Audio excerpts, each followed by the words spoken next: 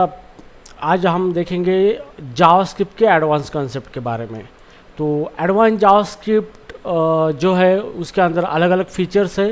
ये सारे फीचर्स हम देखेंगे और हमें ये फीचर्स आना ज़रूरी है। जैसे जैसे टेक्नोलॉजी आगे बढ़ रही है, जैसे जैसे इवैल्यूएशन हो रहा है और नए नए फीचर्स आ रहे हैं और हमें जो भी हमारा स्किल है उसको अपग्रेड करना चाहिए। ठीक है, तो जावास्क्रिप्ट के अंदर आज हम देखेंगे क्लास के रिलेटेड एडवांस कॉन्सेप्ट, जैसे कि class expression, unnamed class expression, जिसके बाद होता है named class expression, class body and method, static methods and properties, inheritance and IICE, that is called as the immediately invoke class expression.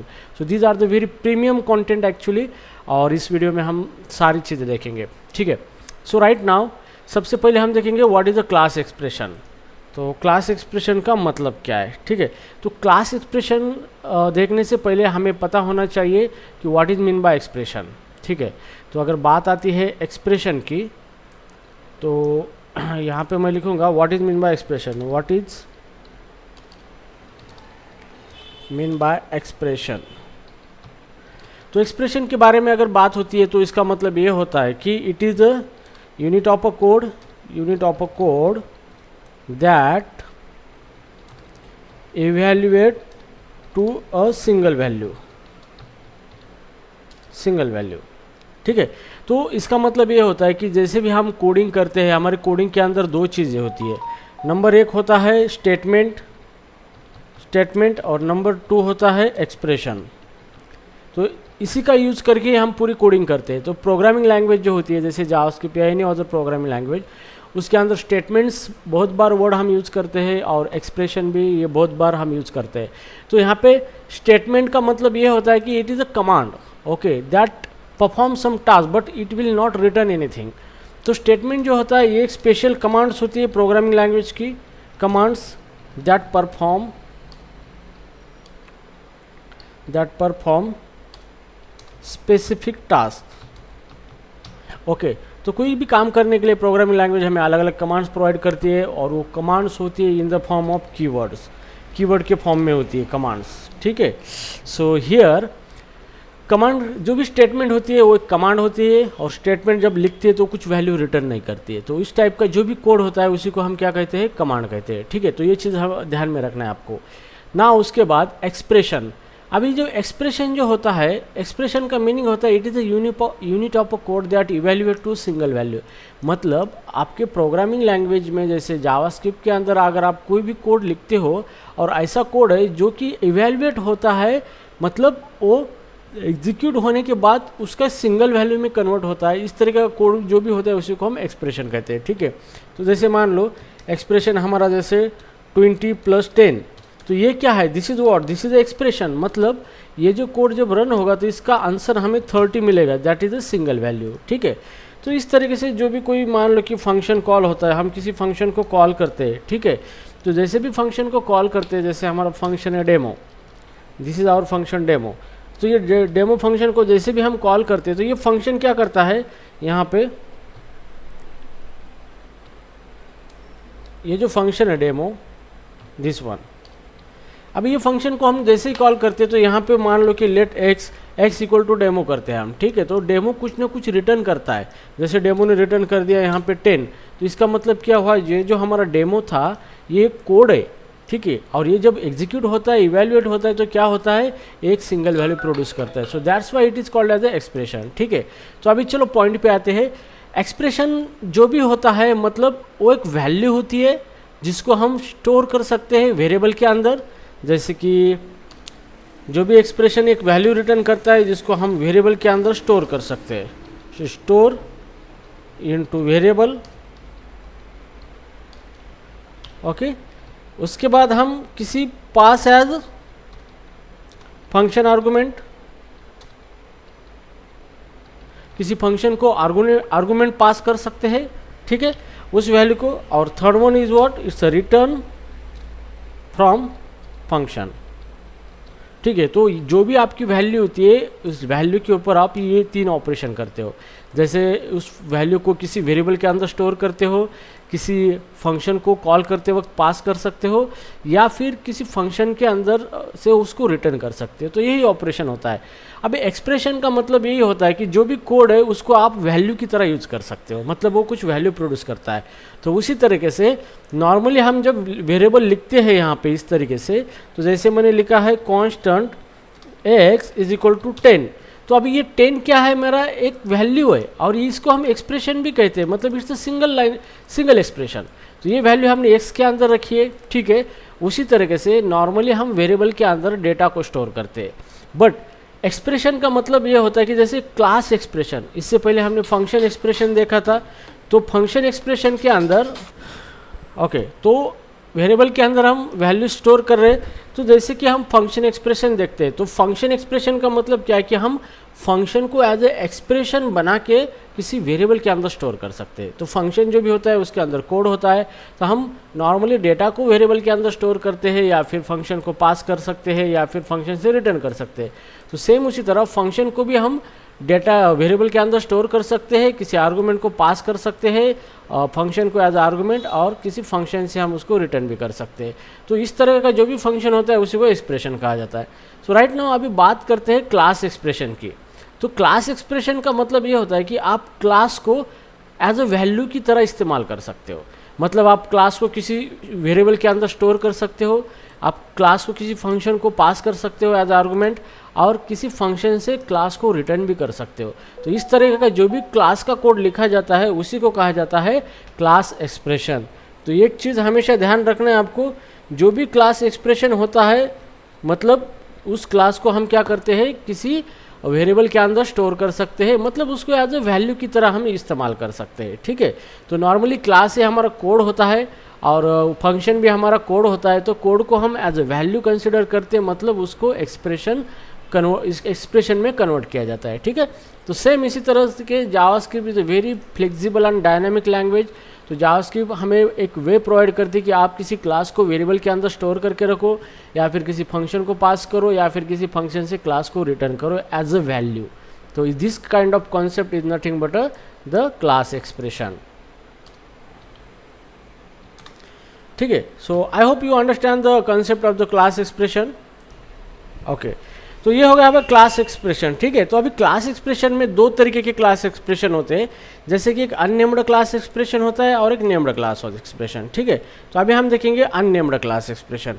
अब unnamed class expression का मतलब क्या होता है कि उस क्लास को नेम नहीं होता है। जैसे हमने एनोनिमस फंक्शन देखा था जावास्क्रिप्ट के अंदर, तो एनोनिमस फंक्शन को कोई नेम नहीं होता है, तो वो उसी को हम फंक्शन एक्सप्रेशन कहते हैं, ठीक है। तो इसी तरीके से जो भी कुछ क्लास होता है उसको नेम नहीं होता है, लेकिन हम उसको एज ए एक्सप्रेशन मतलब वैल्यू क्लास को एज ए वैल्यू की तरह से यूज कर सकते हैं, उसको वेरिएबल के अंदर स्टोर कर सकते हैं, ठीक है। सो राइट नाउ हियर हम अभी VS कोड के अंदर चले जाएंगे और प्रैक्टिकली सारी चीज़ों को देखेंगे यहाँ पे। तो ये हमारा VS कोड ओपन हो चुका है। अभी इसके अंदर जो एप्लीकेशन ओपन हुआ है, मैं इसको न्यू फोल्डर करना चाहूँगा। यहाँ पे एक नया फोल्डर बनाएंगे हम, और इस तरीके से न्यू फोल्डर, और यहाँ पे लिखेंगे क्लास एक्सप्रेशन, एंटर, ठीक है।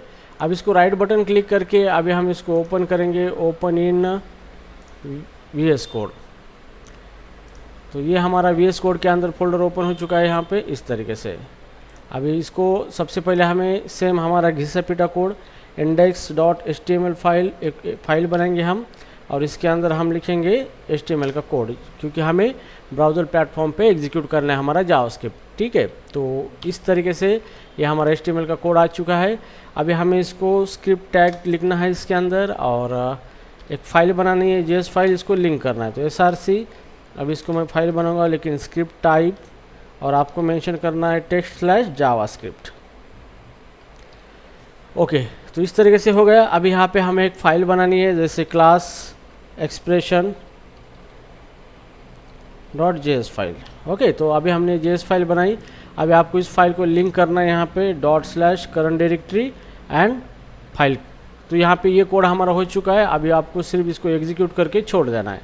तो ब्राउज़र पे जाएंगे, क्रोम पे जाएंगे, और क्रोम के अंदर इसको एग्जीक्यूट करेंगे, ठीक है। तो ये हो गया हमारा फाइल एग्जीक्यूट हो चुकी है हमारी HTML की, ठीक है। सो ना राइट नाउ यहाँ पे हम मैसेज देंगे, जैसे हमें पता चलेगा कि कुछ ना कुछ दिख रहा है इसके ऊपर, H1 welcome in Codelangs software training institute Pune. Okay, तो इस तरीके से अभी हमने मैसेज दिया है और इसको जैसे रन करेंगे तो these are the output. Okay, ये आ चुका है। अभी यहाँ पे आपको जो भी कुछ करना है कंसोल पे करना है हमें, कंसोल यहाँ पे ये हमारा कंसोल ओपन हो चुका है। ओके, सो राइट नाउ अभी हम इसके ऊपर ही सारा आउटपुट देखेंगे कंसोल के ऊपर। तो ये हो गया, अभी इसको क्लोज करेंगे। अब यहाँ पे क्लास एक्सप्रेशन, तो अननेम्ड क्लास एक्सप्रेशन, तो हम देखेंगे अननेम्ड क्लास एक्सप्रेशन। ठीक है, तो अननेम्ड क्लास एक्सप्रेशन जो होता है मतलब क्लास को विदाउट नेम आप क्या कर सकते हो, बनाते हो। ठीक है, तो उसी को कहा जाता है unnamed class expression. So now आपको सिर्फ क्लास यूज करना है यहाँ पे, और यहाँ पे उसकी बॉडी देनी है यहाँ पे। अब ये क्या करेगा, ये बोलेगा क्या करेगा, अभी एक एरर देगा। ठीक है, सो यहाँ पे इसको आपको क्या करना है, किसी वेरिएबल के अंदर स्टोर करना है। कांस्टेंट जैसे कि एम्प्लॉय नाम का वेरिएबल है और इक्वल टू क्लास। ठीक है, तो आप विदाउट इसको स्टोर अगर नहीं करोगे और विदाउट नेम का क्लास अगर इस तरीके से लिखोगे तो ये ऑलवेज एरर देगा। क्यों? क्योंकि जो भी क्लास एक्सप्रेशन है तो आपको उसको किसी वेरिएबल के अंदर क्लास को रखना ही पड़ेगा, बिकॉज जो भी चीज़ होती है जावास्क्रिप्ट के अंदर उसको अगर नेम नहीं होता है तो हम इसको यूज़ नहीं कर सकते। ठीक है, या फिर उसको एक ही बार यूज़ कर सकते हैं। तो सबसे पहली स्टेप है कि अगर हम क्लास एक्सप्रेशन लिखते हैं तो क्लास को नेम नहीं होता, तो इसको हमें क्या करना है, किसी वेरिएबल के अंदर रखना है। तो यहाँ पे हमने एम्प्लॉय बनाया है, यहाँ पे ये हमारा वेरिएबल है और वेरिएबल के अंदर ये क्लास हमने बनाया है। So this concept is nothing but the class expression, मतलब ये हमारा क्लास है और इसको हमने किसी वेरिएबल के अंदर एज ए वैल्यू स्टोर किया है। ठीक है, तो चलो अभी रन करते हैं इसको console.log यहाँ पे, और ये जो हमारा एम्प्लॉय है इसको ही प्रिंट कर देते हैं। ठीक है, तो अभी देखेंगे क्या प्रिंट होता है, और रिफ्रेश करेंगे यहाँ पे।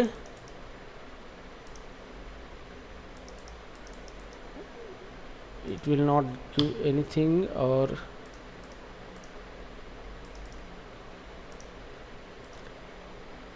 दिस फाइल इज रनिंग और नॉट टेक्स्ट। यहाँ पे स्पेलिंग मिस्टेक है, यहाँ पे स्पेलिंग मिस्टेक है जावा स्क्रिप्ट। ओके, इसकी वजह से रन नहीं हो रहा था ये।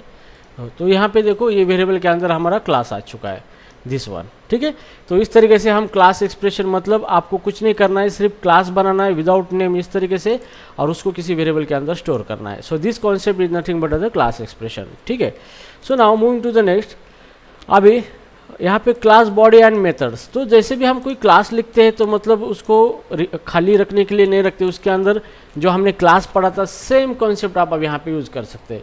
जैसे आप उसकी बॉडी के अंदर वेरिएबल लिख सकते हो, जैसे एम्प्लॉय का नेम है, नेम इक्वल टू आप इस तरीके से राजू भी लिख सकते हो उसके अंदर मेथड लिख लिए, जैसे कि वर्क, एम्प्लॉय वर्क करता है तो इस तरीके से आप उसके अंदर मेथड लिख सकते हो। और फिर नॉर्मली जैसे हमने क्लास सीखा था सेम उसी तरीके से आप इसको यहाँ पे यूज कर सकते हो। ठीक है, तो दिस डॉट नेम, तो यहाँ पे ये आपने वेरिएबल डिक्लेयर किया है इस क्लास के अंदर, और उसके अंदर ये मेथड बनाई है। ठीक है, और ये जो है सिर्फ क्लास है, that's why it is called as a class expression. इसको नेम नहीं है और इसको हमने पूरा स्टोर करा है किसी वेरिएबल के अंदर। तो ये जावास्क्रिप्ट की पावर है, क्योंकि जावास्क्रिप्ट के अंदर हम क्लास को भी वेरिएबल के अंदर स्टोर कर सकते हैं। तो क्लास को भी हम फर्स्ट क्लास ऑब्जेक्ट बोल सकते हैं। Class is a first class object, class is a first class object बोल सकते हैं, या फिर क्लास भी बोल सकते हैं। ऑब्जेक्ट बोलने से बेटर है फर्स्ट क्लास क्लास, मतलब कि क्लास को हम एज अ वैल्यू की तौर इस्तेमाल कर सकते हैं। ठीक है, तो उसको वेरिएबल के अंदर स्टोर कर सकते हैं, फंक्शन के पास कर सकते हैं, या फिर फंक्शन से रिटर्न कर सकते हैं। ठीक है, तो ये हो गया हमारा क्लास, जिसके अंदर हमने प्रॉपर्टी भी रखी है और उसके अंदर मेथड भी रखी है। तो जैसे हमने ऑलरेडी क्लास पढ़ा है जावास्क्रिप्ट के अंदर, बाद में सेम क्लास की चीज़ें आप यहाँ पे यूज़ कर सकते हो। ठीक है, अभी इसको ऑब्जेक्ट क्रिएट करना है यहाँ पे। तो ऑब्जेक्ट क्रिएट करने के लिए आप इस क्लास का क्लास को तो नेम नहीं है यहाँ पे, तो आप इस क्लास को अगर आप जिस वेरिएबल के अंदर रखते हो वही क्लास का नेम बनता है। ठीक है, तो अभी ऑब्जेक्ट बनाने के लिए आपको एम्प्लॉय ये नेम यूज़ करना है, और जैसे मैं कांस्टेंट ई ऑब्जेक्ट, और मेरा ऑब्जेक्ट है एम्प्लॉय, इस तरीके से मैं इसका ऑब्जेक्ट बना सकता हूँ। ठीक है, क्योंकि क्लास को मैंने एम्प्लॉय वेरिएबल के अंदर रखा है, तो एम्प्लॉय का यूज़ करके आप इस तरीके से कंस्ट्रक्टर कॉल कर सकते हो, जैसे ऑलरेडी हमने पढ़ा है। और अगर आपने जावास्क्रिप्ट का नहीं पढ़ा है तो पिछली वीडियो में देखो, क्लास के बारे में सारी डिटेल्स दी वाली है। तो इस तरीके से ऑब्जेक्ट बन गया है। अभी हम इस ऑब्जेक्ट की मेथड या फिर प्रॉपर्टी प्रिंट करेंगे, जैसे ई डॉट इसका जो नेम है, नेम को प्रिंट करेंगे। और इसकी मेथड है जैसे कि कंसोल डॉट लॉग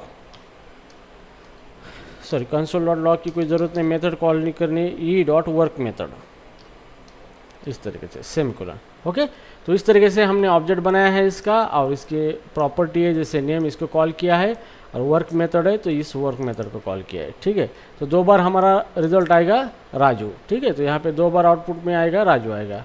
तो जैसे यहाँ पे देखो, class constructor employ can not be invoked without new. ठीक है, सॉरी, यहाँ पे हमें ऑब्जेक्ट बनाते वक्त न्यू लगाना ज़रूरी है। ठीक है, विदाउट न्यू हम ऑब्जेक्ट नहीं क्रिएट कर सकते, तो यहाँ पे भूल गए थे हम। तो आपको न्यू और एम्प्लॉय कंस्ट्रक्टर है जो यहाँ पे ये वेरिएबल है, इसके अंदर जो क्लास रखा है आपने, तो इसको इस तरीके से आप ऑब्जेक्ट क्रिएट कर सकते हो। और उसके बाद अभी इसको रन करना है, तो यहाँ पे देखो राजू एंड राजू। ठीक है, तो 2 बार आउटपुट आया। मतलब यहाँ पे पर्पज़ ये था कि क्लास के अंदर प्रॉपर्टी डिफाइन करना, मेथड डिफाइन करना, और फिर उस मेथड को क्या करना, ऑब्जेक्ट बना के एक्सेस करना। So this concept is nothing but the class expression. तो यहाँ पे ये जो है, this is called as a unnamed class expression. ठीक है, तो अभी हम इसके आगे देखेंगे, आगे इसके और भी है, जैसे हमने देखा था यहाँ पे ऑलरेडी नोट डाउन किया है। ठीक है, अब यहाँ पे देखा था क्लास बॉडी एंड मेथड। ठीक है, तो अभी हम क्या, class static method and property.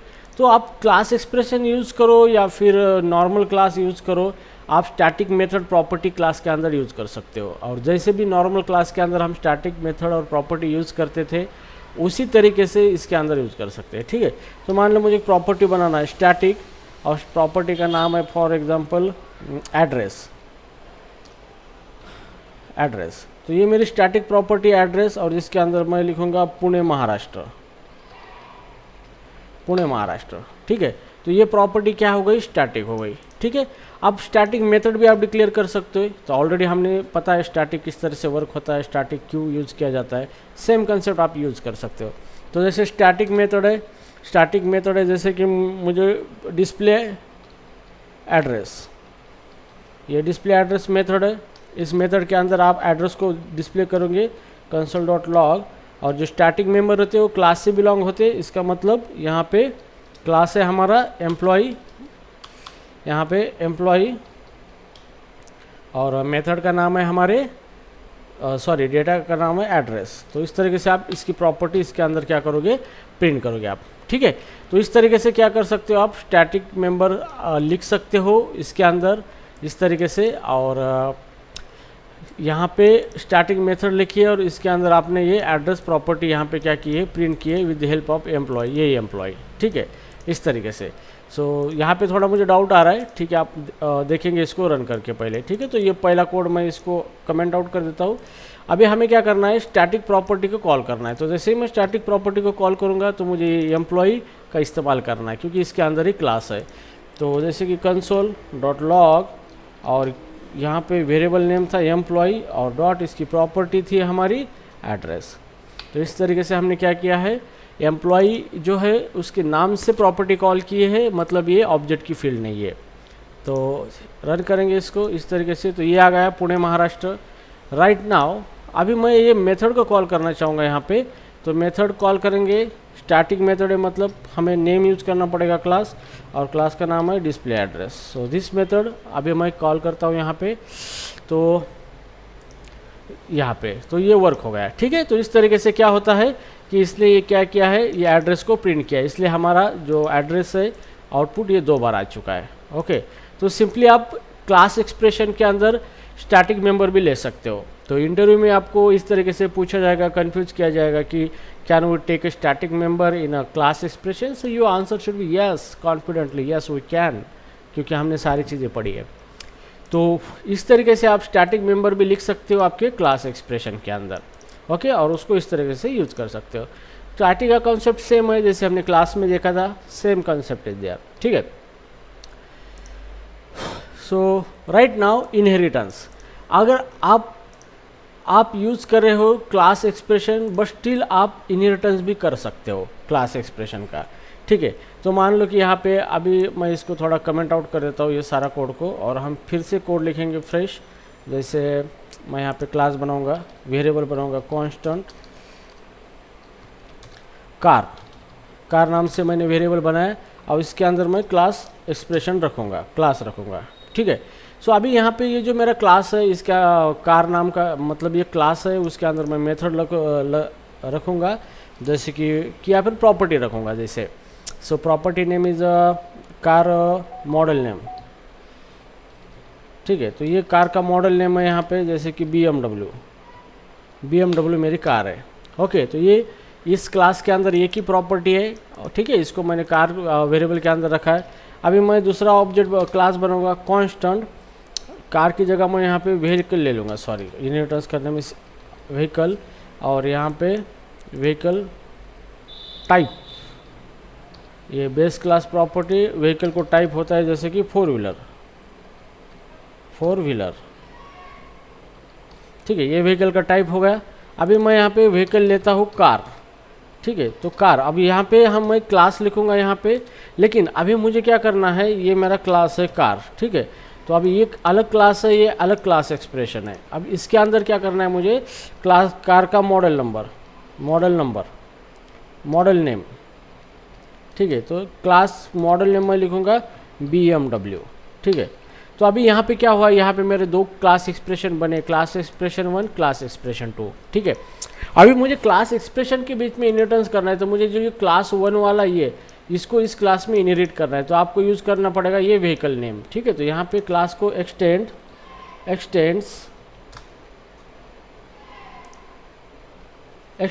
और ये व्हीकल क्या है, क्लास व्हीकल। तो आप इस तरीके से इनहेरिटेंस कर सकते हो आपके क्लास एक्सप्रेशन में। तो ये आपका पहला क्लास एक्सप्रेशन है, जिस क्लास को आपने व्हीकल के अंदर रखा है, तो इस क्लास को आप व्हीकल नाम से रेफर कर सकते हो। और जो दूसरा क्लास एक्सप्रेशन है, डायरेक्ट उसको एक्सटेंड पहले व्हीकल क्लास से एक्सटेंड कर सकते हो और इसको कार के अंदर रख सकते हो, ठीक है। ये हो गया आपका इनहेरिटेंस। अभी ऑब्जेक्ट बनाना है आपको कार का, तो कार का ऑब्जेक्ट बनाना है यहाँ पे इस क्लास का, तो मतलब इसको हमने रखा है कार के अंदर। तो यहाँ पे ऑब्जेक्ट बनाएंगे constant C is equal to new car, ठीक है। तो इस तरीके से आप इसको यूज कर सकते हो कार, और फिर आप यहाँ पे प्रिंट करो console.log और चेक करेंगे कि इसके अंदर पेरेंट की प्रॉपर्टी आई है या नहीं आई है। यहाँ पे console.log और यहाँ पे C को हम इस तरीके से प्रिंट करेंगे। कंट्रोल S करेंगे तो हमें देखना है अगर इनहेरिटेंस होता है तो ये प्रॉपर्टी इस क्लास के अंदर चली जाएगी, ठीक है, इस क्लास के ऑब्जेक्ट के अंदर। तो रिफ्रेश करेंगे तो यहाँ पे देखो कार जो हमारा ऑब्जेक्ट बना है उसके अंदर पेरेंट प्रॉपर्टी भी आई है, टाइप और मॉडल नेम पर आया है उसका, तो इसका मतलब इनहेरिटेंस यहाँ पे हुआ है। तो इस तरीके से आप इनहेरिटेंस इम्प्लीमेंट कर सकते हो दो क्लास एक्सप्रेशन के बीच में। So in this way you can use the inheritance. तो हमने इनहेरिटेंस के और बारे में पढ़ा है पहले की सारी चीज़ इनहेरिटेंस में, जैसे कंस्ट्रक्टर वगैरह सारी चीज़ें पढ़ी है, ठीक है। तो इस तरीके से आप क्या कर सकते हो, इनहेरिटेंस यूज़ कर सकते हो। तो सेम कॉन्सेप्ट है जो इनहेरिटेंस में पढ़े थे, इसके अंदर भी सेम कॉन्सेप्ट है, आप वही यूज़ कर सकते हो, ठीक है। सो राइट नाउ हियर अभी इनहेरिटेंस तो हो गया, ठीक है। अभी आप कंस्ट्रक्टर भी इस्तेमाल कर सकते हो यहाँ पे इसके अंदर क्लास एक्सप्रेशन के अंदर। जैसे मान लो यहाँ पे मैं कंस्ट्रक्टर लिखूँगा, कंस्ट्रक्टर यहाँ पे, और इस कंस्ट्रक्टर को मैं पास करूँगा जैसे कि कलर, कार का कलर पास करूँगा, ठीक है, इस तरह से। और यहाँ पे दिस डॉट कलर प्रॉपर्टी बनेगी और कलर इक्वल टू कलर, ठीक है। तो यहाँ पे आपने कंस्ट्रक्टर लिखा है यहाँ पे सब क्लास के अंदर, और इसको आप जैसे भी ये ऑब्जेक्ट बनाएंगे ये, तो आपको यहाँ पे डेटा पास कर सकते हो, कलर जैसे कि रेड।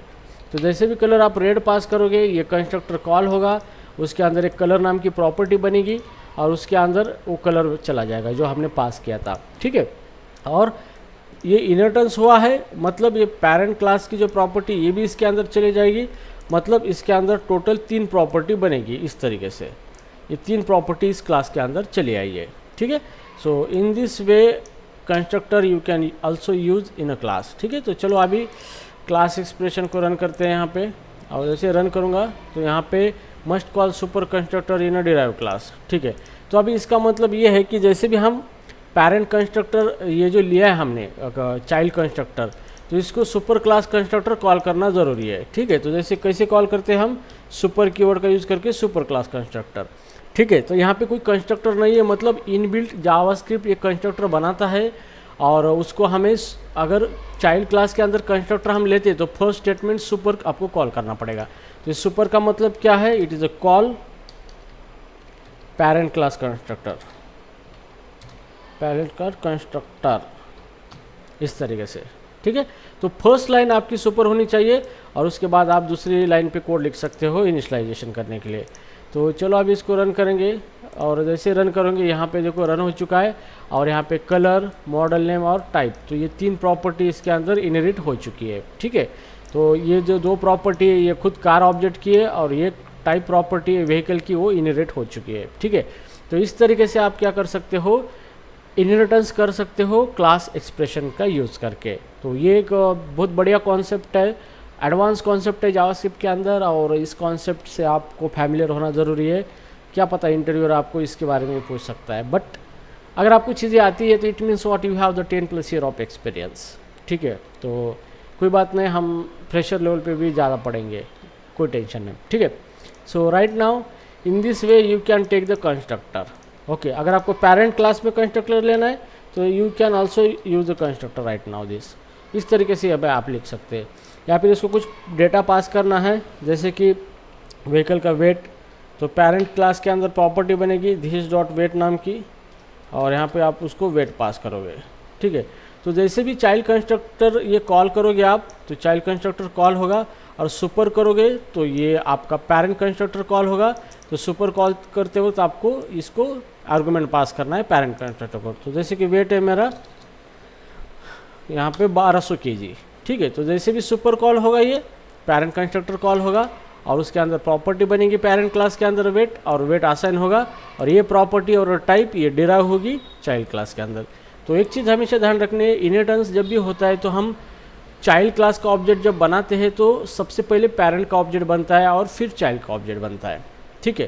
तो क्योंकि कंस्ट्रक्टर जब कॉल होता है तो सबसे पहले वो पेरेंट का कंस्ट्रक्टर कॉल करता है और उसके बाद चाइल्ड का कंस्ट्रक्टर कॉल करता है, ठीक है। मतलब चाइल्ड का बाकी का कोड कॉल करता है। तो ये चीज़ आपको क्या करनी है, ध्यान में रखनी है, ठीक है। So in this way you can use the constructor as well in a class expression. तो यहाँ पे देखो सारी प्रॉपर्टी आ चुकी है, colour, model name, type and weight, ठीक है। तो ये प्रॉपर्टी 2 इनहेरिट हो चुकी है पेरेंट क्लास से चाइल्ड क्लास के अंदर। So this is how you can use the class expression and inheritance using some concept like constructor in a class expression, okay। so understood guys, समझ में आया ये किस तरीके से वर्क हो रहा है।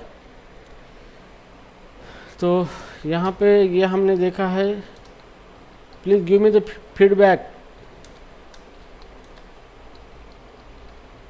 हेलो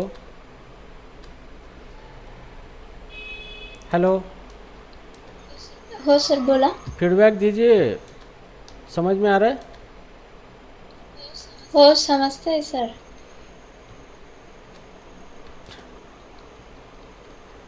ठीक है। So this is a completed, okay. So right now here अभी हमने ये देखा अननेम्ड क्लास एक्सप्रेशन देखा, उसके अंदर हमने बॉडी मेथड किस तरीके से डिफाइन करती है वो भी देखा है, स्टैटिक मेथड प्रॉपर्टी भी देखा है और इनहेरिटेंस किस तरीके से होता है ये भी देखा है, ठीक है। अब ये सारी चीज़ें एप्लीकेबल है क्लास के लिए। अब देखेंगे हम नेम्ड क्लास एक्सप्रेशन, ठीक है। तो नेम्ड क्लास एक्सप्रेशन का मतलब यही होता है कि आप क्लास लिख सकते हो, ठीक है, उसको नेम दे सकते हो क्लास को और उस क्लास को आप किसी वेरिएबल के अंदर स्टोर कर सकते हो। इस तरीके का जो भी एक्सप्रेशन होता है उसी को कहा जाता है क्लास एक्सप्रेशन, नेम्ड एक्सप्रेशन, ठीक है। सो मतलब यहाँ पे जैसे कि मेरे पास एक क्लास है, क्लास जैसे कि मैं लिखूँगा एम्प्लॉई और ये मेरा क्लास है। अब यहाँ पे मैंने पूरा क्लास लिखा है, इस क्लास का ऑलरेडी नेम है, फिर भी मैं इसको क्या करूँगा, एक्सप्रेशन बनाने के लिए मैं वेरिएबल लिखूँगा कॉन्स्टेंट और यहाँ पे सुपर एम्प्लॉई, इस तरह का वेरिएबल लिखूँगा, इसको वेरिएबल के अंदर इस क्लास को रखूँगा। तो ये हो गया नेम्ड क्लास एक्सप्रेशन, ठीक है। मतलब ये हमारा क्लास है, इसको नेम है और ये क्लास एक्सप्रेशन इसलिए कहलाता है कि इसको हमने किसी वेरिएबल के अंदर रखा है, that's why it is called as expression, ठीक है। तो आप क्लास को किसी वेरिएबल के अंदर स्टोर कर सकते हो, लेकिन जब भी आप यहाँ पे इस किसी क्लास को वेरिएबल के अंदर अगर स्टोर करते हो और उस क्लास को नेम होता है तो इस क्लास के बाहर आप इसका जो नाम था एम्प्लॉय, ये नाम नहीं यूज कर से फिर उस क्लास का नया नाम बनता है, that is called as a super employ यहाँ पे है। ठीक है, तो जैसे कि देखो मैं पहले अभी एम्प्लॉय ये नाम प्रिंट करके देखता हूँ यहाँ पे, तो क्या होता है console.log एम्प्लॉय, और यहाँ पे कंट्रोल एस करेंगे हम और इसको रन करेंगे तो यहाँ पे एरर आता है एम्प्लॉय इज़ नॉट डिफाइंड। ऐसा क्यों? क्योंकि यहाँ पे तो क्लास एम्प्लॉय ऑलरेडी अवेलेबल है, फिर भी हम ये एम्प्लॉय प्रिंट करें तो ये बोलते हैं एम्प्लॉय नॉट डिफाइंड। मतलब जब भी हम किसी नेम्ड क्लास को किसी वेरिएबल के अंदर स्टोर करते हैं तो इसका जो नेम है इस क्लास के बाहर हम यूज़ नहीं कर सकते, वो रिमूव होता है, और उसका जो जिस वेरिएबल के अंदर इस क्लास को रखा है हमने, यही नेम इस क्लास का बनता है। ठीक है, अगर मान लो कि मैं इसको किसके अंदर नहीं रखता हूँ तो अभी नॉर्मल क्लास हो गया, अभी इसको हम प्रिंट करके देखते हैं यहाँ पे, so it will work. Okay, अगर हम इसको किसी वेरिएबल के अंदर स्टोर करें तो ये एम्प्लॉय नाम चला जाता है, निकल जाता है, और ये सुपर एम्प्लॉय रहता है। तो यहाँ पे इंटरव्यू और आपको ट्रैक करता है, so interview question, this is the interview question. ठीक है, तो इंटरव्यू क्वेश्चन इसके ऊपर आपको ट्रैक करता है, तो ये चीज़ बहुत ही इंपॉर्टेंट है और मास्टर लेवल पे आपको काम करना है, so that should be no. ठीक है, सो अभी मैं इसको प्रिंट करता हूँ सुपर एम्प्लॉय, तो अभी दिस विल वर्क, अब ये वर्क होगा क्योंकि उस क्लास का नेम बदल चुका है। ठीक है, तो यहाँ पे ये जैसे मैं रन करूँगा तो उसके अंदर क्या है, एम्प्लॉय नाम का क्लास है। तो इस तरीके से क्या होता है, नेम्ड एक्सप्रेशन जो होता है इस तरीके से आप बना सकते हो। ठीक है, अब चलो बाकी की चीज़ें सारी सेम है, जैसे हम क्लास बॉडी बनाते हैं, स्टैटिक इनहेरिटेंस, सारी चीज़ें सेम ही है जैसे हमने देखा था। ठीक है, तो अभी यहाँ पे अगर मुझे यूज करना है, मैं यहाँ पे प्रॉपर्टी लिखूंगा, जैसे name is equal to Raju, name is equal to Raju. ठीक है, अब ये राजू मेरा नेम है, अभी मुझे ऑब्जेक्ट बनाना है तो डायरेक्टली मैं इस एम्प्लॉय का नाम नहीं यूज़ कर सकता, मैं इस वेरिएबल का नाम यूज़ करूँगा ताकि जिसके अंदर ये क्लास हमने रखा है। ठीक है, तो जैसे कि constant object o is equal to new और यहाँ पे सुपर एम्प्लॉय। ठीक है, तो ये अभी हमारा क्या बन चुका है, ऑब्जेक्ट, और इस ऑब्जेक्ट को अभी हम क्या करेंगे, प्रिंट करेंगे ताकि वो दिखाएगा उसके अंदर एक प्रॉपर्टी है, that is called as a name नाम की। ठीक है, सो यहाँ पे रिफ्रेश करेंगे तो यहाँ पे ये देखो ऑब्जेक्ट, और ये हो गई उसकी प्रॉपर्टी नेम नाम की। तो इस तरीके से आप क्या कर सकते हो, ऑब्जेक्ट बना सकते हो आपके नेम्ड क्लास एक्सप्रेशन का। ठीक है, देन उसके बाद सेम है, जैसे मेथड लिख सकते हो आप डेमो, ये डेमो नाम की मेथड, उसके अंदर आप बाकी जो कर सकते हो कर सकते हो सेम console.log, और इसके अंदर आप लिख सकते हो वेलकम इन कोड लेंग्स। ठीक है, ये मेथड है, जैसे आपने ऑब्जेक्ट बनाया है आप इसको कॉल कर सकते हो मेथड को o.demo, और इस तरीके से कॉल करोगे तो डेमो के अंदर जो लिखा था वो प्रिंट हो जाएगा। तो सेम हियर एम्प्लॉय, यहाँ पे वेलकम इन कोड लेंग्स, और यहाँ पे हमारा एम्प्लॉय ऑब्जेक्ट हमने प्रिंट किया था, तो ये उसकी प्रॉपर्टी।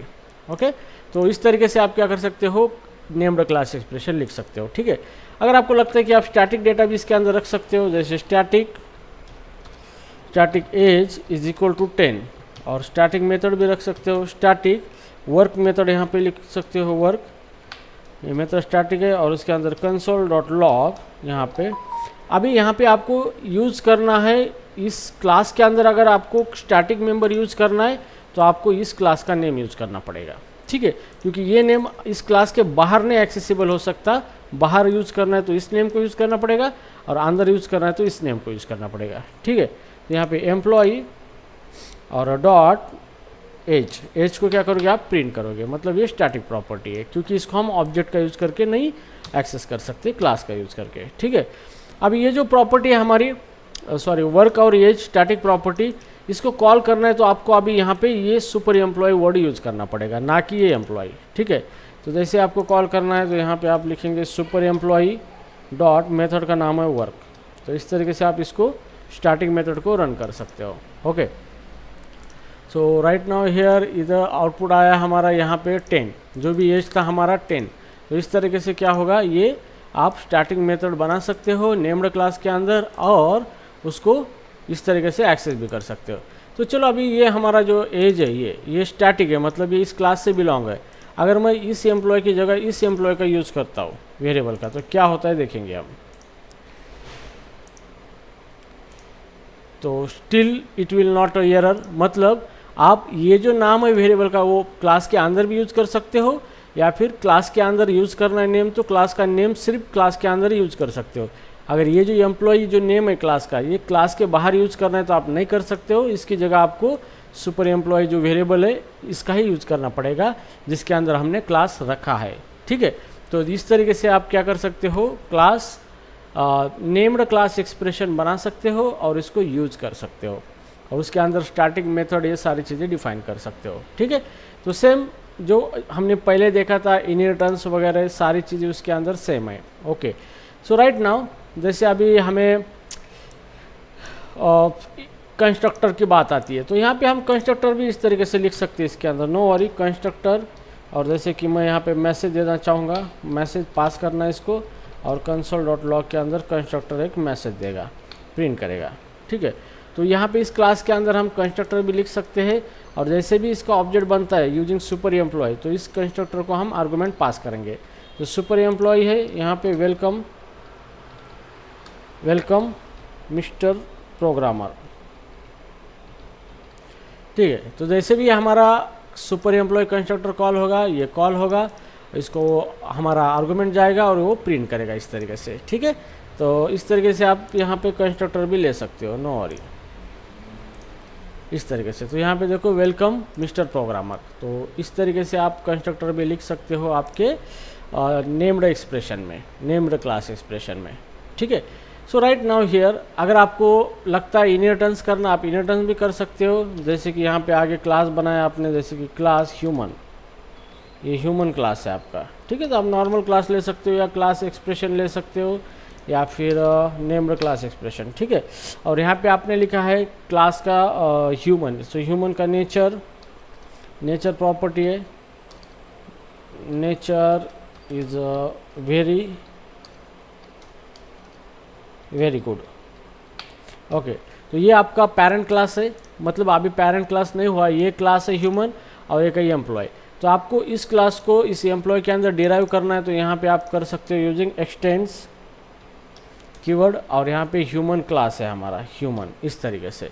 तो जैसे भी आप इस क्लास को एक्सटेंड करोगे एम्प्लॉय के अंदर तो ये जो नेचर प्रॉपर्टी है ये ऑटोमेटिकली सुपर एम्प्लॉय क्लास जो है इसके ऑब्जेक्ट के अंदर चले आएगी। ठीक है, तो अभी इसको रन करते हैं यहाँ पे, तो मस्ट कॉल सुपर कंस्ट्रक्टर इन डिराइव क्लास। ठीक है, तो जैसे भी हम यहाँ पे एक्सटेंड कर रहे हैं ह्यूमन को तो चाइल्ड कंस्ट्रक्टर को कॉल करना पड़ेगा सुपर क्लास के कंस्ट्रक्टर को, तो ये कॉल करना ज़रूरी है। ठीक है, तो इस तरीके से ह्यूमन जो सुपर क्लास इसका कंस्ट्रक्टर सुपर के द्वारा हम क्या करेंगे, कॉल करेंगे, कॉल पेरेंट क्लास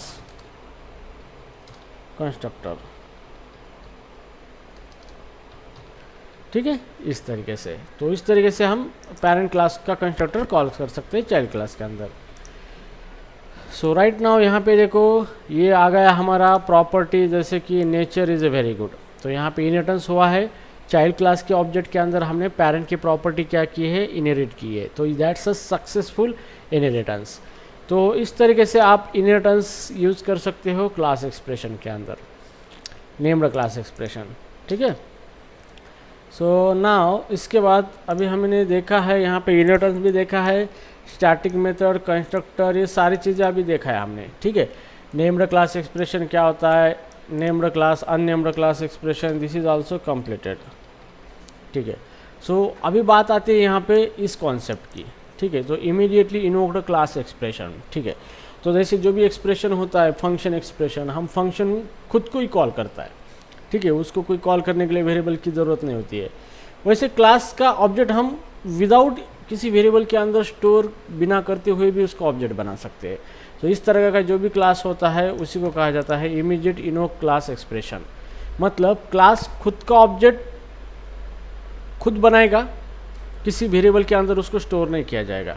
ठीक है, तो चलो यहाँ पे फिर से अभी हम एग्जांपल लेंगे लाइक दिस।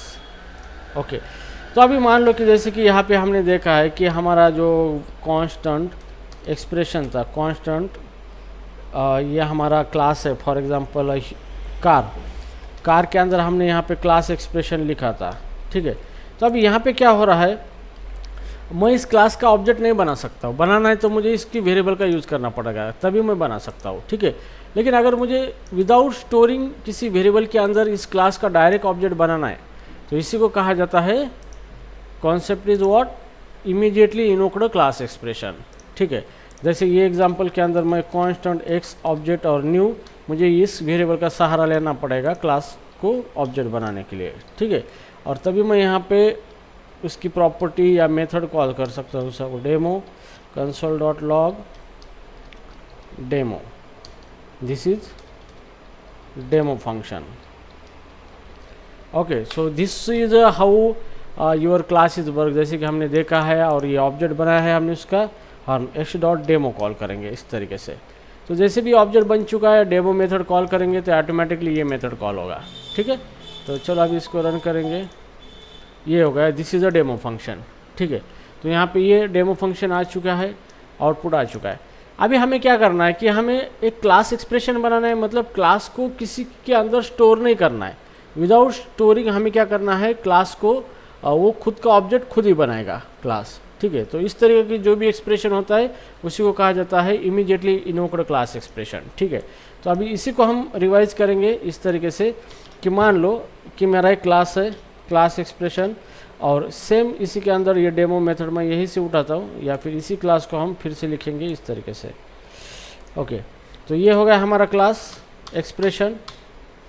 ठीक है, और इसके अंदर क्या हुई, ये मेथड है यहाँ पे डेमो मेथड। ठीक है, अभी ये क्या करेगा, ये एक एरर देगा, ये बोलेगा कि भाई यार आप class declaration without the default modifier must have a name. ठीक है, तो यहाँ पे आपको नेम चाहिए बोलता है, तो नेम यहाँ पे चाहिए बोलता है। ठीक है, या फिर इसको स्टोर करना पड़ेगा आपको वेरिएबल के अंदर, तभी ये चुप बैठेगा, नहीं तो नहीं बैठेगा चुप। ठीक है, तो अभी हमें इसको किसी वेरिएबल के अंदर नहीं स्टोर करना है, हमें जैसे भी हमारा क्लास है उसको जैसे बनाते हैं वो खुद ऑब्जेक्ट बनाएगा। तो इसके लिए हमें इसको क्या करना पड़ेगा, इस तरीके का जो भी हमारा क्लास है, तो यहाँ पे आपको न्यू ऑपरेटर है, यहाँ पे दिस इज़ अ न्यू, और यहाँ पे न्यू के अंदर आपको इस क्लास को देना है, आपको इस न्यू के अंदर इस क्लास को देना है। ठीक है, तो न्यू क्या करेगा, ऑब्जेक्ट बनाएगा किसका, इस क्लास का।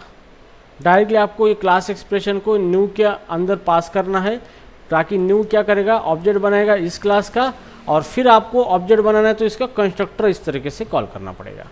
ठीक है, तो ये बन गया आपका ऑब्जेक्ट, और फिर यहाँ पे आपको इसका कंस्ट्रक्टर कॉल करना पड़ेगा। तो जैसे भी इसका कंस्ट्रक्टर कॉल करेंगे तो ये आपका ऑब्जेक्ट बन चुका है। ठीक है, लेकिन अभी हमें इस ऑब्जेक्ट को जो अभी कॉल करना है हमें, तो हम यहाँ पे एक वेरिएबल लेंगे कांस्टेंट एक्स। तो अब एक्स के अंदर क्या चला गया, एक्स के अंदर चला गया ये ऑब्जेक्ट, इस क्लास का ऑब्जेक्ट, और फिर हम यहाँ पे एक्स डॉट इसकी मेथड है डेमो, डेमो को कॉल कर सकते हैं इस तरीके से। ठीक है, तो अभी देखेंगे यहाँ पे आउटपुट हमारा क्या आ रहा है, तो यहाँ पे आ गया this is a demo function. तो आउटपुट आ चुका है, मतलब यहाँ पे हमने न्यू ऑपरेटर यूज़ किया है और उसको डायरेक्टली अपने क्लास एक्सप्रेशन पास किया है इस तरीके से। ठीक है, और फिर इसका कंस्ट्रक्टर कॉल करने के बाद ये ऑब्जेक्ट बन गया, और ये ऑब्जेक्ट का रेफरेंस एक्स के अंदर गया, फिर एक्स डॉट हमने डेमो मेथड इसकी कॉल कर दी। तो इस तरीके से आप क्या कर सकते हो, क्लास को सेल्फ इनवोक कर सकते हो। ठीक है, अगर आपको इसके अंदर कंस्ट्रक्टर लेना है तो ले सकते हो, जैसे कंस्ट्रक्टर मैसेज, और इसको आपको पास करना है, जैसे कि console.log के अंदर मैसेज आप प्रिंट कर सकते हो। ठीक है, ये आपका कंस्ट्रक्टर है इसके अंदर, इस क्लास के अंदर क्लास एक्सप्रेशन है ये यहाँ तक। अब इसके अंदर कंस्ट्रक्टर है, तो जैसे मैं इसका ऑब्जेक्ट बनाऊंगा तो मुझे न्यू को पास करना पड़ेगा इस तरीके से। न्यू क्या करेगा, इस क्लास को का ऑब्जेक्ट बनाएगा और उसका ये कंस्ट्रक्टर कॉल करेगा। तो यहाँ पे कंस्ट्रक्टर पे मुझे क्या करना है, मैसेज देना है, welcome welcome mister Dattatreya programmer.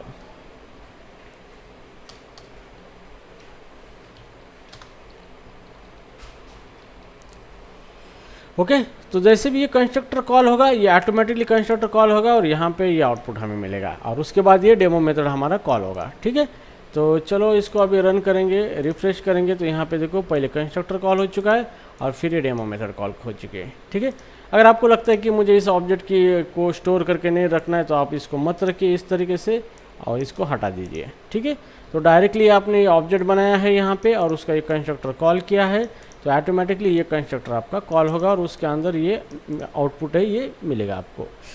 तो रिफ्रेश करूँगा यहाँ पे, तो यहाँ पे ये देखो हमारा आउटपुट आ चुका है। तो आपको कोई ज़रूरत नहीं यहाँ पे। अभी इसका पर्पज़ ये है कि इस क्लास को हम एक ही बार ऑब्जेक्ट बना सकते हैं इसका। ठीक है, इसको बार बार यूज़ नहीं कर सकते। एक ही बार इसका ऑब्जेक्ट बना सकते हैं। अगर हमें इस क्लास का दूसरा ऑब्जेक्ट बनाना है तो हमें फिर से ये क्लास दोबारा लिखना पड़ेगा, ठीक है। तो इसका सेम ऑब्जेक्ट नहीं बनता, ये एक ही बार बनेगा और it is a great way to achieve the singletons, ठीक है। तो इसको सिंगलटन एक कॉन्सेप्ट है, आपको मैं सिंगलटन पढ़ाऊँगा, देखते आप मतलब लंबा जाएगा, वो बहुत आर्किटेक्चरल पैटर्न के ऊपर आता है, इस पर डिज़ाइन पैटर्न्स में आता है वो सारी चीज़ें, ठीक है। तो बाद में देखेंगे उसको, पहले जेएस का सिलेबस क्लियर करेंगे। तो इसका जो यूज़ है वो सिंगलटन ऑब्जेक्ट बनाने के लिए होता है, जैसे कॉल बैक के लिए यूज़ होता है और मॉड्यूलर पैटर्न के लिए यूज़ होता है, ठीक है। तो कॉल बैक हम आगे देखेंगे, कॉल बैक के ऊपर काम करेंगे बेस्ट तरीके से, और आगे भी बहुत कुछ सीखना बाकी है और सारे एडवांस कॉन्सेप्ट हम सीखेंगे जावास्क्रिप्ट के अंदर। तो गाइज ये था इमीडिएट इन्वोक्ड क्लास एक्सप्रेशन, ठीक है। तो अभी यहाँ पे हम देखेंगे कि मान लो कि हमारे पास ये क्लास है, नेम्ड क्लास है, हम इसको इमीडिएटली एग्जीक्यूट कर सकते हैं या नहीं कर सकते, ठीक है। तो यहाँ पे इस तरीके से हम देखेंगे, इसको क्लास दे देंगे हम एम्प्लॉय, ठीक है। अभी हमारा क्लास बन चुका है, अभी डायरेक्टली मैं इसको क्या करूँगा, न्यू और इसको इसके अंदर रखूँगा न्यू, इस तरीके से। अब इसका ऑब्जेक्ट बनाएंगे और इसका कंस्ट्रक्टर कॉल करेंगे इस तरीके से, और इसको मैसेज दे देंगे वेलकम इन जावास्क्रिप्ट। तो इस डेमो मेथड को अभी हटा देंगे हम। तो यहाँ पे हमने डायरेक्टली क्लास लिखा है न्यू ऑपरेटर के अंदर और उसका कंस्ट्रक्टर कॉल किया है, तो ये कंस्ट्रक्टर कॉल होगा, ठीक है। तो इस तरीके से देखेंगे रिफ्रेश, तो यहाँ पे इट इज़ अ वर्क। सो इस तरीके से आप इस तरीके से भी कोडिंग कर सकते हो आप, कोई प्रॉब्लम नहीं है, लेकिन यहाँ पे सिर्फ एक ही ऑब्जेक्ट बनेगा आपका। सो इंटरव्यू में आपको क्वेश्चन भी पूछा जा सकता है कि can you create the singleton object of a class, yes we can. तो this is called as a singleton object, मतलब इस क्लास का एक ही बार ऑब्जेक्ट बनेगा, बार बार ऑब्जेक्ट नहीं बनेंगे, एक क्लास के एक ही ऑब्जेक्ट बनेगा। तो यहाँ पे इस क्लास का एक ही ऑब्जेक्ट बन सकता है, मल्टीपल ऑब्जेक्ट नहीं बन सकते। क्यों? क्योंकि हम डायरेक्टली क्लास पास कर रहे हैं न्यू को एज ए एक्सप्रेशन, ठीक है। तो इस तरीके से आप क्या कर सकते हो, क्लास एक्सप्रेशन का यूज़ कर सकते हो अलग अलग सिनारियो में, और जावास्क्रिप्ट कोडिंग को वेरी कूल बना सकते हो। और दिस टाइप ऑफ कॉन्सेप्ट अगर आप डेवलपमेंट में यूज़ करते हो, जावास्क्रिप्ट या रिएक्ट जेएस, एंगुलर हो या कुछ भी हो, it is also still valid in a TypeScript, तो you can use it in a Angular also, okay. तो अगर आप बेस्ट तरीके से कोडिंग करोगे तो आपका सरदार बहुत खुश होगा, आपको शाबाशी भेजेगा, कोई प्रॉब्लम नहीं। जो आपका लीड है, मैनेजर है, वो आपकी कोडिंग देख के ही पूरा फ्लैट हो जाएगा, क्यों बोलेगा यार बंदे को बहुत सारा स्किल है, ठीक है। So this is a ultimate guide, ultimate coding, इसके आगे कुछ है नहीं है। तो जो भी हम कोडलाइंस इंस्टीट्यूट में आप पढ़ते हो तो सारी चीज़ें अल्टीमेट पढ़ते हो, अल्टीमेट मिलेगा आपको और वेरी हायर कंटेंट मिलेंगे, ठीक है। तो these are the our syllabus, और हम आपको जो भी पढ़ा रहे हो बहुत ही बेहतर तरीके से और अच्छी तरीके से पूरे डिटेल में कॉन्सेप्ट ले रहे हैं, जो कि जावास्क्रिप्ट की चीज़ें आपको कोई पढ़ाता नहीं, क्योंकि दो बड़ी include this kind of things in their syllabus, ठीक है। So no worry, so guys I also completed the last one point is that is called as a completed, ठीक है। So this is also completed, okay।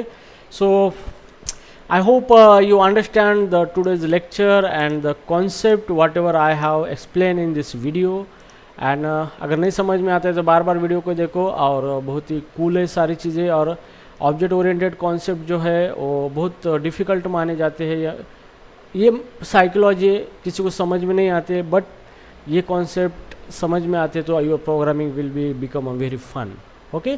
तो object oriented way से project बनाइए, problem को model कीजिए object oriented वे के हिसाब से, और main thing that to use the object oriented features of the language, जो लैंग्वेज प्रोवाइड करती है, क्योंकि उसका यूज़ नहीं कर पाते तो it will not make a sense, ठीक है।